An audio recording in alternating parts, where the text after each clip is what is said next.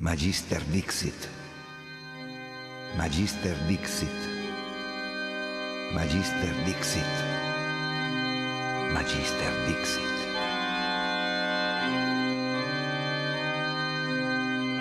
Welcome to Magister Dixit, a podcast that invites you on a journey into realms of expertise, imagination, and occultism. Delve deep into the minds of those that have dedicated their lives to mastering their crafts and how having an esoteric or supernatural influence has shaped that path. In each episode, we will engage with magisters, true masters of their respected fields, as they share their unparalleled insights, unconventional knowledge, and their unique perspectives. Venture into the mystical as we converse with filmmakers, musicians, and renowned authors. Listen to their perspectives on their respected disciplines and how being a practitioner of occultism has influenced their craft. Remember, in the realm of knowledge, Magister Dixit, the master has spoken. Blake Carrera, as the vocalist, rhythm guitarist, and primary songwriter for the psychedelic occult doom band Aiwass, breathes life into a musical tapestry that seamlessly blends the heaviness of metal with the esoteric depths of occultism. Influenced by luminaries such as Crowley, Blavatsky, and Carroll, Blake has crafted a unique sonic landscape that invites listeners to explore the mysteries of existence. Influenced by luminaries such as Crowley, Blavatsky, and Carroll, Blake has crafted a unique sonic landscape that invites listeners to explore the mysteries of existence. From the blistering riffs to the introspective lyrics, each element is a testament to Blake Carrera's dedication to his craft. Join us as we uncover the inspirations, challenges, and triumphs that have shaped Blake's artistic journey, and get ready to be transported into an otherworldly realm of Aiwass. Let's welcome Blake to the show. Blake, listen, I'd like to welcome you to the Magister Dixit podcast. It's great to have you here. And you're very welcome. And I'd like to talk first about your early influences. Share some of your specific experiences that initially drew you towards the occult and its symbolism. What got you started?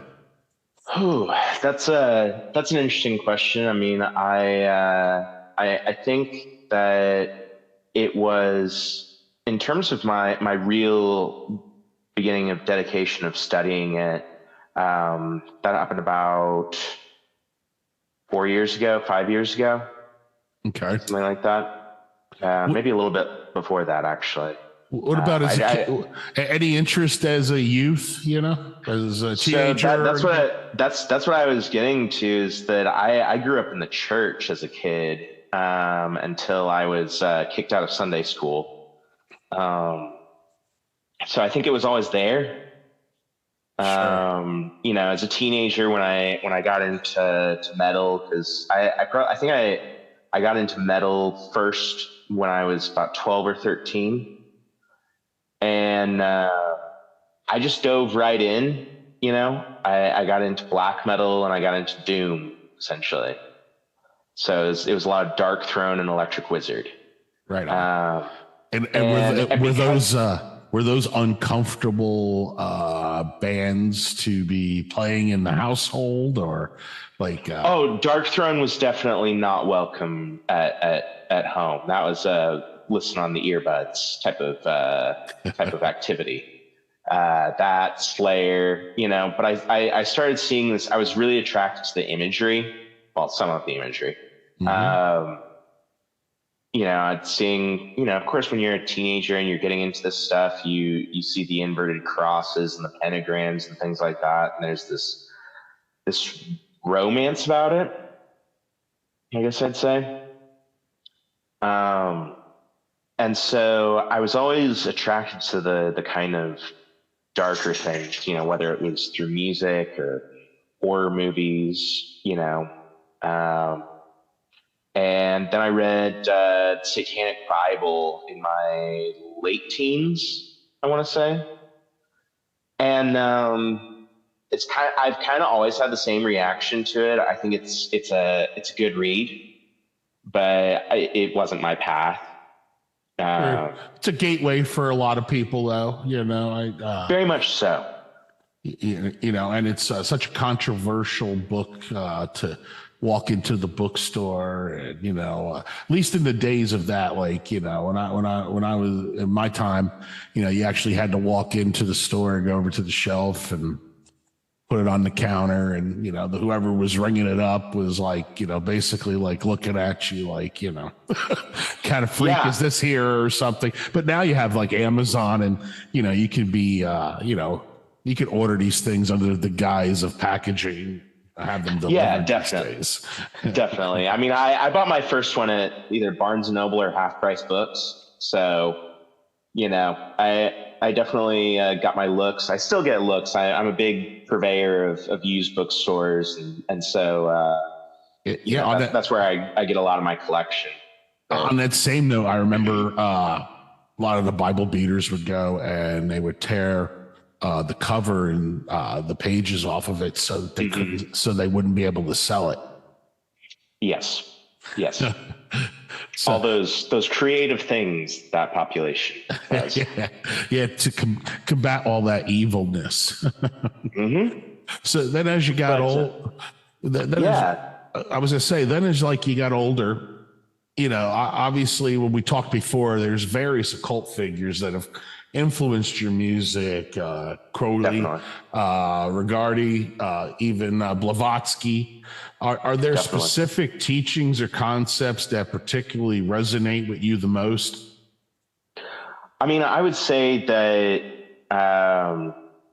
I'm most attracted to the idea. Well, most of the ideas, a lot of the ideas of Crowley.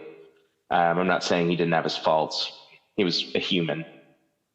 We all have our faults, different times. But if you treat him as a philosopher and a magician, there's a lot of really brilliant stuff there. My kind of entry point was Book of the Law. It was Colin Wilson's The Occult. And it was Israel Regardie's The Tree of Life. And so if you read all three of those books, you get kind of a portal into the development of my thinking and the development of my music. I actually just scored The Occult on eBay for $15, a really mint copy. Oh, that's awesome. So mine got stolen from me, so I don't have a copy of it anymore. Yeah, so I'm gearing up to read that. That's on the short stack of must reads, that you gotta definitely. I have the whole series, but I've only read the first book. I'm looking at them right now. It's Mysteries and Beyond the Occult. But yeah, I mean, Colin Wilson is a really great overview of the background. I like his style of writing. It's very clear. It's very easy reading, as far as, I don't find myself having to flip back and go, what dictionary? What just happened, or what am I? Yeah. Him and Gary Lockman, I find to be two of the most approachable I call them occult surveyors, or sociologists of some type. Sure. And Colin Wilson's book on Crowley is also a really good book as well. So yeah, Colin Wilson was very brilliant, but it gave me kind of an overview of a lot of different ideas, to where I was then able to kind of move into certain directions in terms of what I wanted to focus on. What I have found to be the most instructive is, as I mentioned, Crowley. Regardie is an excellent reference point. But I also think that Austin Osman Spare and especially more for me personally, Peter Carroll, are very instructive in terms of my mindset. So when you, so what I'm hearing from you, the magical traditions that you're kind of into are chaos magic and somewhat a fan of Crowleyana or Thelema. Thelema. I just didn't know how deep you go in the Crowley rabbit hole there. I go a little deeper than a lot of people, I guess. I've read more than Book of the Law. So talk to me a little bit how Helena Blavatsky and theosophy comes into play in all of this.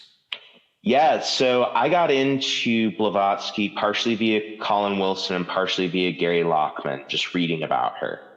And I was very fascinated by her life and by the many paths that she supposedly and possibly likely, was walking down. The concept of the hidden elect, do you find that something of interest?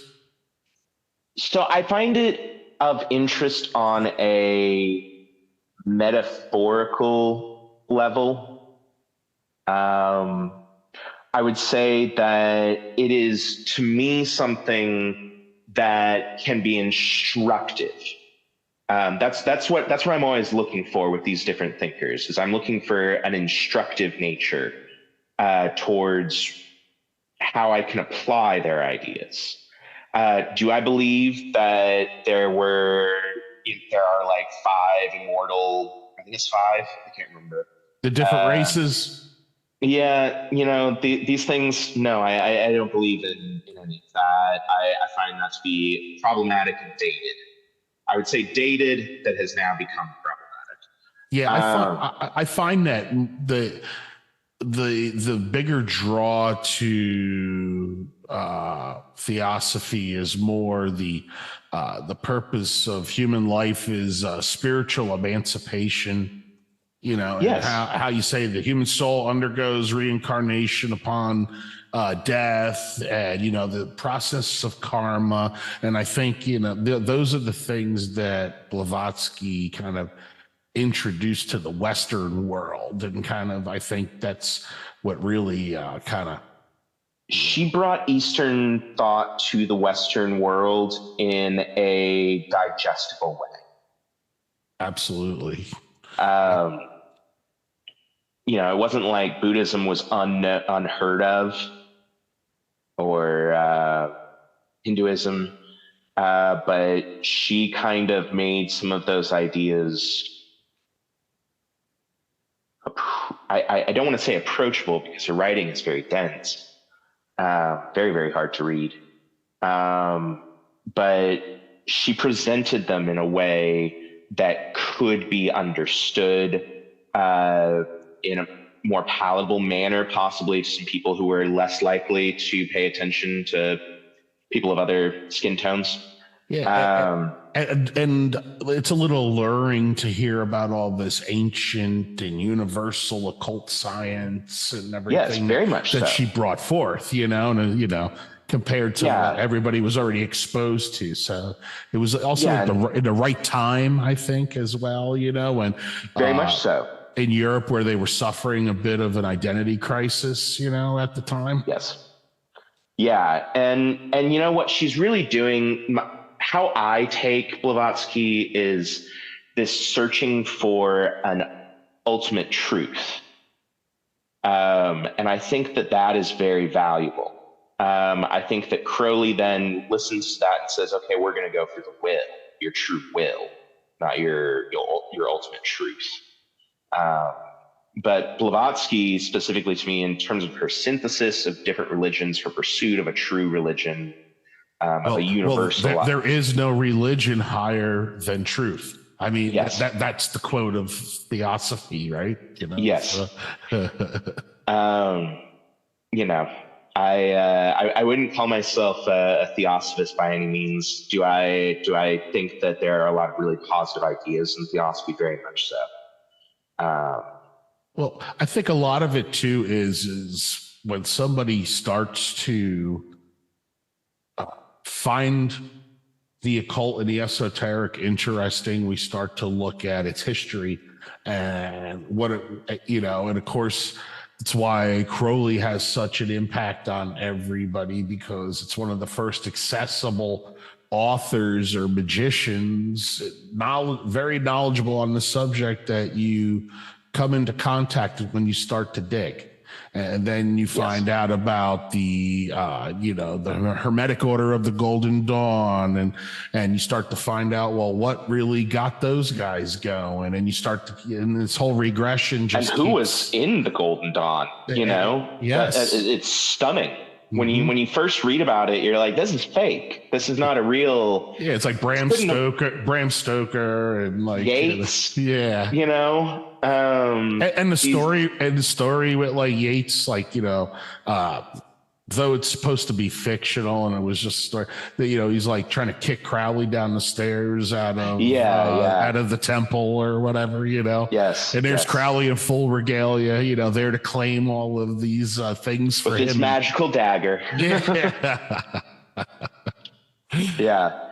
No, I mean I think it shows that there is. In terms of modern magic, I think there's a fine line to walk in terms of, because, you do have to consider that that modern magic is really working towards synthesis, because you get that from Blavatsky, who I think got it from Eliphas Levi, and so on and so on and so on. It's there is a lineage of ideas I think you can trace. But there is also taking elements of other religions, whether it's Hinduism or, some people practice with, Norse gods, let's say, and so there's a certain element of appropriation that we have to kind of be, in my opinion, cogent of, and more than that even is respectful of. Mm-hmm. And so that's one of the things that I always look for, especially in modern thinkers. Sure. And I think we all look back to what worked for previous magicians, or what your interest is, draws you to certain people because of the things they were able to achieve, whether it was through their writing or through their painting or through their film or whatever. It resonates with it. There's a common resonator there that kind of draws you to it. It's like, yes. I don't know what it is, but when I watch a Kenneth Anger movie, I'm sucked in, Yeah. And when I'm watching a documentary on him, I'm just like, that universality is especially, and especially if you're artistically inclined, there is something very, very powerful about it. Yeah. And there's something very, very attractive about it. Yes, kind of self-identifying or whatever, validation to a point, So how does all of that philosophy and influence, how does it seep into that creative process when you're writing lyrics and kind of crafting the overall atmosphere of your music? Oh, that's a long answer. Sure, take your time. Yeah. So essentially, how it starts is I start with my music that underlies the vocals and the lyrics. Okay, so I'm building a foundation. I get the timing right and set up the rhythm section, and then I work on the guitars to really create the melodies and things like that. But in doing so, I work at very breakneck speed. Okay. Like when I'm writing a song, can I swear on this? I can't remember. Absolutely. Absolutely. Okay. It fucking pours out of me, man. And I feel somewhat possessed by a song. So in its own way, the act of creating the song is a magical act. When I'm writing the lyrics, what I'm trying to do is essentially to talk about what's going on in my head through a more universal lens. It's not very interesting if you are going through some kind of spiritual malaise or depression or anything like that, and you just talk very plainly about it. Like I'm not as interested in that personally. I think it can be done well, but I think it's very hard to do. That confessional kind of approach. But it also it doesn't really fit in with the music that I'm writing, and so I don't really want to be a purely confessional artist. Do you have to be in a particular mindset? Like I've spoke to some other musicians, so some of them maybe do a little meditation, or they have their own little it is my meditation. Dogmas or rituals that maybe they do to kind of get in the right frame of mind to do their craft. Yes, I have to be in the right state of mind. I have to be very present. So I really like you just don't come home from work and hang your jacket up and grab a guitar and start writing music or whatever. It's generally not. Sometimes I'm lucky.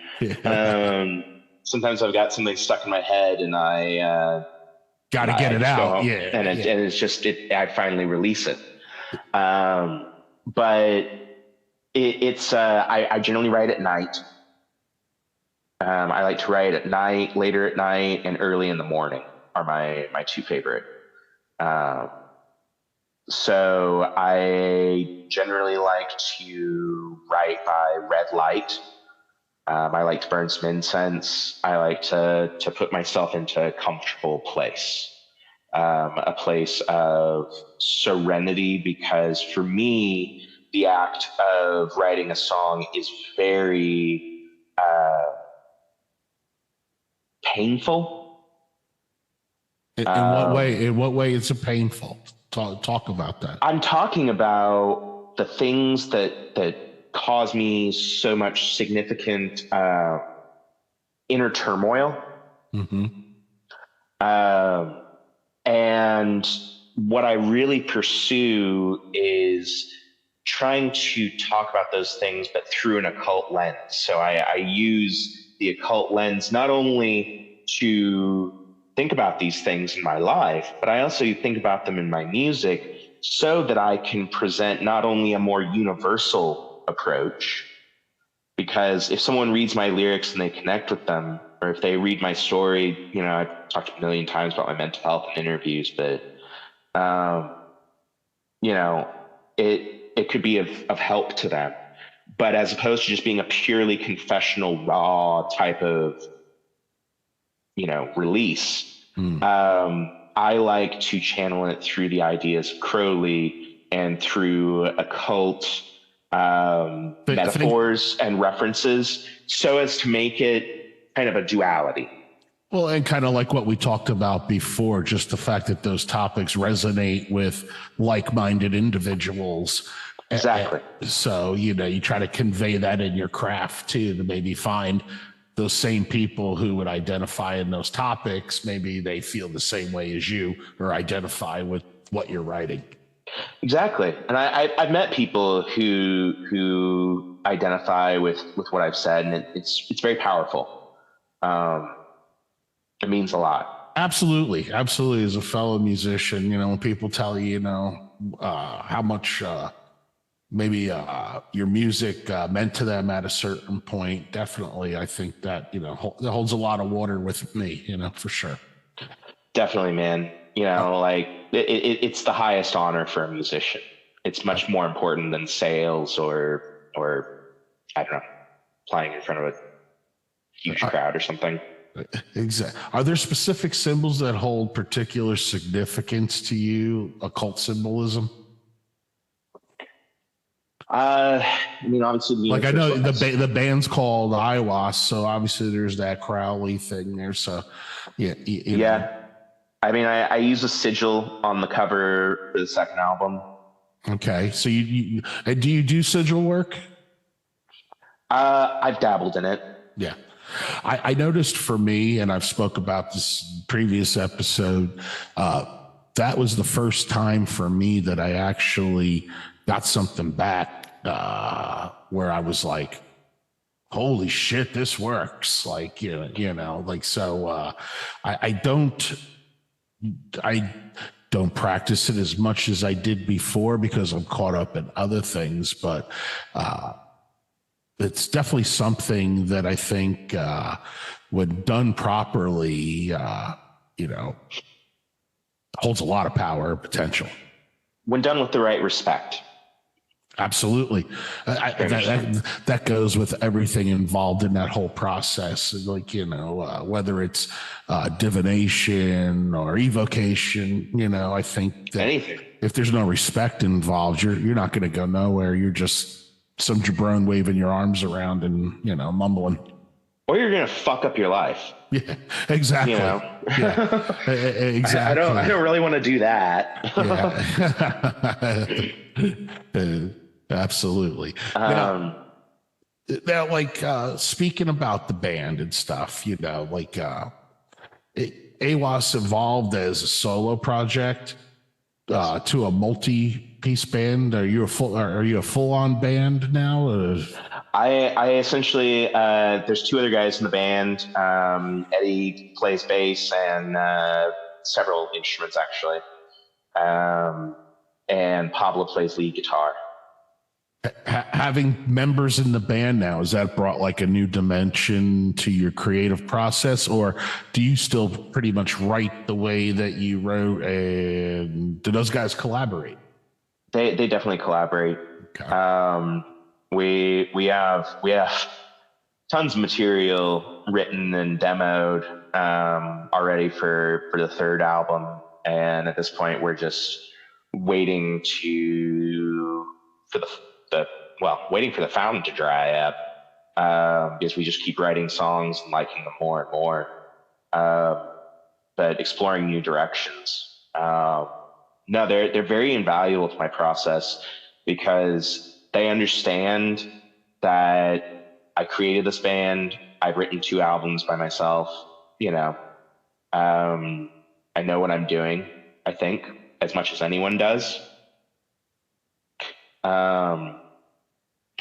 And because I'm doing it with intention, and they respect the intention. So what they say is essentially, get it out of your system, and then we can strip some things back, add some things in. It's very rare when they say like, oh yeah, it's good, you don't need us.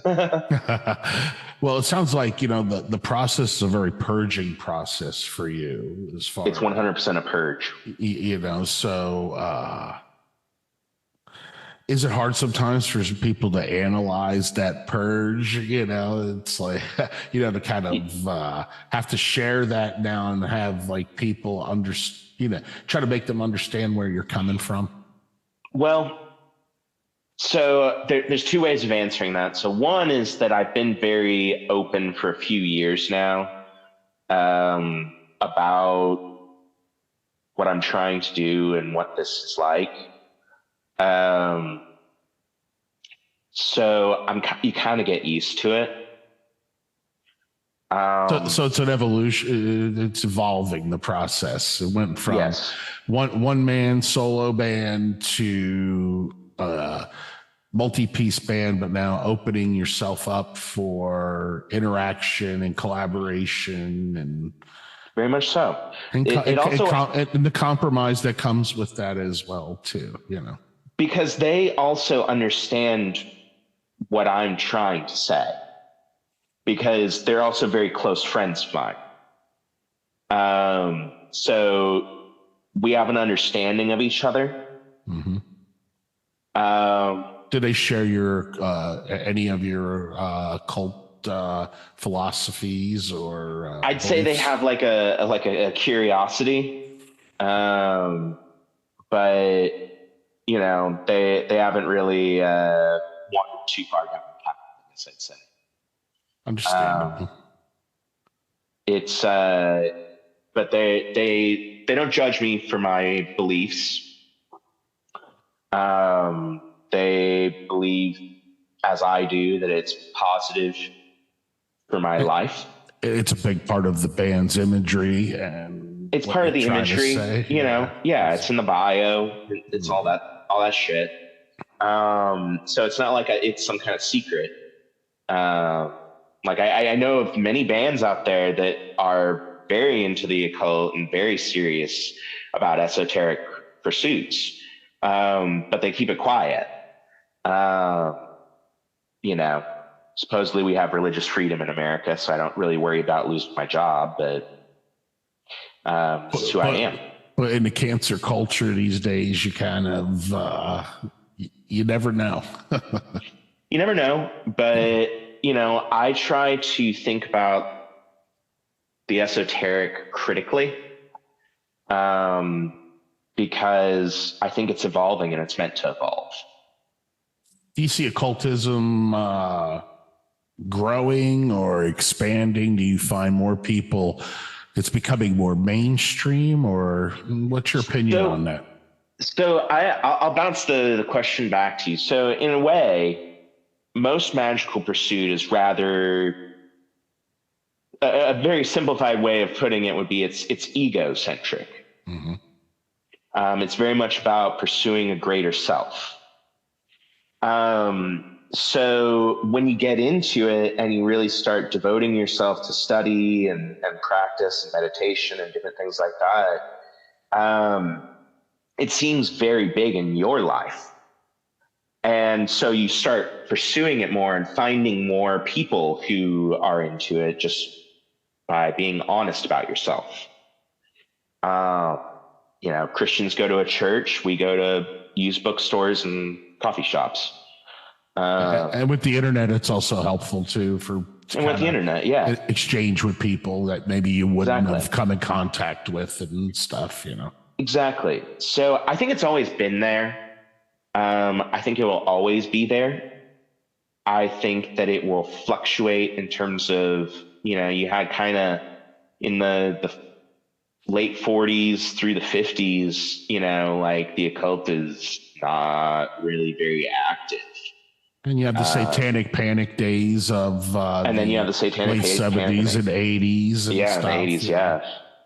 I mean, I grew up with you know, coming from living in Texas, and then living in the Midwest in high school. You know, the satanic panic has never stopped. It's just not as loud. And I think it's the same thing with the occult in a way. It's never stopped. Sometimes it's just not as loud. Well, yeah, in my humble opinion, I feel that it is becoming more and more mainstream only because you have less suppression of ideas. So, yes. And people, whether they want to acknowledge it or not, they're all practicing a little bit of magic. The soccer mom who goes and does yoga, you know, the lady selling new age shit at the carnival or whatever, you know, the tarot card readings, astrology. Yes. Everybody reading the horoscope. Yeah. Like I noticed that when even, close people we know, when, they know that like you're kind of into it and these like, you know, and these subjects and stuff, they still take a step back and look at you sometimes like, you know, you're like, they just can't wrap their head around it. But yet, like I said, they all dabble in these other things, you know, and it's like, it's just funny because I don't know what it is. It's whether it's the fact that you have a serious interest or pursuit in it and you don't take it so lackadaisical. Although I hear some of these people who go to see like, you know, some of these fortune tellers and stuff, they're very dedicated to going to that, you know, and it definitely has a role in their life as much as, you know, the soccer mom going to yoga, you know. And if they approach it the correct way, it can be useful, even if it's, you know, someone who doesn't believe in their own cards and is just doing it to make a buck. I think there are better ways of making a buck. So I'm a little less skeptical of tarot readers than other people. Like you look at the way Crowley started to kind of the resurgence in the 60s and the hippie era. Kind of Sgt. Pepper's. Yeah, well, the do what thou will, and its concept, that very much in line with the age of Aquarius and how people were thinking at that time, and I even look at it in the way that, like, even in fictional works like H.P. Lovecraft, just how there wasn't much accessible about Lovecraft, and now look at these days. It's incorporated into comic books and games and stuff, and so is magic.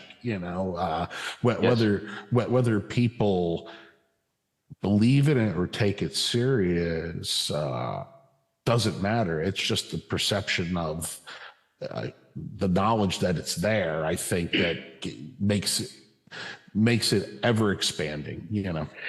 Yeah, and I think that there is something that I've kind of had a working hypothesis of, is that, especially, like, I feel like I meet more millennials that are into magic than any other generation, I guess. And honestly, my working hypothesis is it's because it was a generation that grew up reading Harry Potter and Lord of the Rings. Exactly. I had a wanting magic in their lives. A previous guest, Arundel Overman, said the same thing. You have, 100 million Hindus that all are into Harry Potter that would have never known what Western magic is or anything like that. Yeah. And they've all just, Harry Potter is huge in India. And there's just this multitude of people now that know what that is and are interested in it. Yeah, the idea of wands and cloaks, all these elements. I'm not saying that J.K. Rowling is some kind of secret occult thinker, but I just think it's a bunch of millennials who grew up and then started reading better books. Sure. I definitely agree with that. Now, what I'd like to do is I want to play a track from you guys, a track that I really dug. It's called Be Not a Man. And I thought maybe you could give us a little lead into it and talk about the song. Yeah, so it's the idea. There are several different interpretations of it that I have, but because honestly, I'm interpreting the songs after I write them. Many a time, they come out of me, and then I say, what am I trying to tell myself? And so how I look at that song is to be the simplest course of action is to be better. Mm-hmm. I'm very interested in positive self-improvement. I'm not saying go read self-help books. Mm-hmm. I'm saying things like I do a lot of meditation. That's self-improvement. And Be Not a Man is, to me, especially of late, it is a song where I'm trying to say to strive to be better, to see what I can become. Be greater than just a man. Yes, exactly. Interesting. And that's how I kind of took it to a degree. And I almost thought of, right away I go to the Crowley thing, to be godlike or whatever, Godhead, Every man and woman is a star. Exactly. And with that, let's go ahead and play that track. This is Be Not a Man.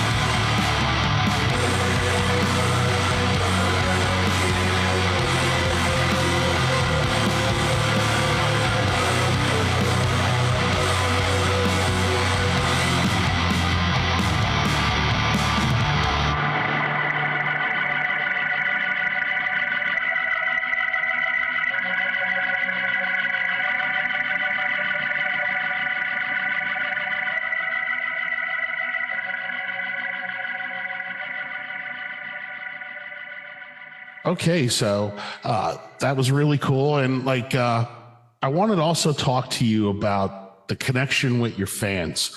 Some of the interviews that I've read about you and stuff, you mentioned about the aspect of connecting with the fans and how important it is with you, and how that when they kind of share their own personal experiences about being inspired by your music. How do you see those occult? Do you see all the occult themes that you use? Do they resonate with your audience? I'd say about 30% of the time.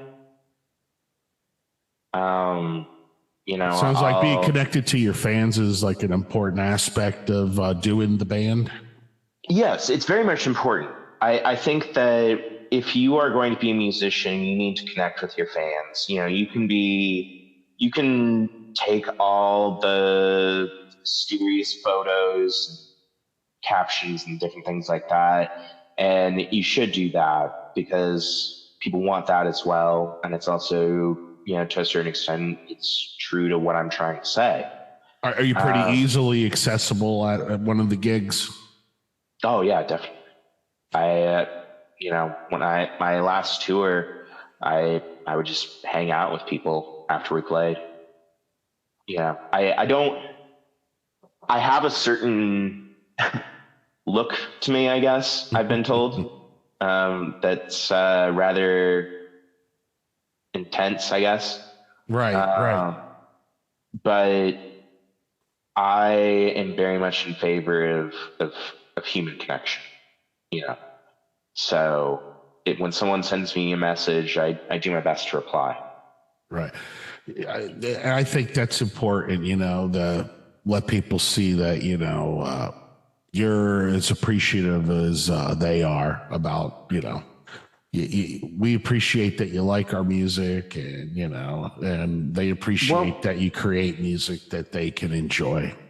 And as someone who is using the occult to talk about things in their music, my thinking has really evolved. Just like my thinking about what each of the songs in The Falling mean continues to evolve as time goes on. I used to think that because I make occult music, that I needed to be more mysterious and, brief, because it was useful for an image. And what I've realized is that that's counterproductive to my goals, especially when thinking about the occult, because I don't want it to seem scary. It's supposed to be something that you should take seriously, but it shouldn't scare people. Yeah. And that definitely hits a little bit about kind of what I was just going to really ask you, basically it's about balancing that like darkness and light. Occult themes often explore both darker and lighter aspects of spirituality. And, yes. You're kind of pretty much going into what I was asking about, how do you balance those elements in your music? And do you see it as a reflection of a broader spiritual philosophy? And from what you're telling me, that's actually pretty much like the case. That is 100% the case. It's cool. That's cool. Like I said, I read a couple of your interviews before, so I wanted to try to get the feel as to what you were about and what your music kind of means to you and stuff. And, I think in the metal genre, there is a fine line between entertainment and genuine occult engagement. And, ensuring the authenticity of the occult imagery and the references sounds like that's a pretty important aspect when you're writing the stuff. You're not just copying shit out of a book. Like, it's coming straight from the heart. That's with all this inspiration of occult influence. I'm only able to write directly from the heart. I wrote a concept album, which was The Falling, but it's a concept album about the occult and my journey, and my mental health, essentially, and how the occult has helped it, by opening my mind to different ways of thinking. That's what The Falling is. I would love to write just like a biographical album about Crowley's life or something like that. That'd be really fun to do. But that's not what I do. That's not what I do. Music is a personal purgatory. It's a purge, but it's also a purgatory for me. And I hadn't asked you yet, but what bands influence you? What really gets you going? So my favorite bands are Bizmore, Hell, Vow, Letha, Yob, Neurosis. The common through line in all of those bands is they're very personal, they're very contemplative, and they're trying to say something. And that inspired me to make the music that I make. I thought that was the most important thing that you could do in music, was to to speak truth in a way that was universal, like speak a personal truth in a way that's universal. Are there any outside of the genre music that you listen to that? Oh yeah, that has an impact in your life? Yeah, I would say I'm really big on, even though I make very heavy music, and it's continuing to evolve into more and more elements of black metal.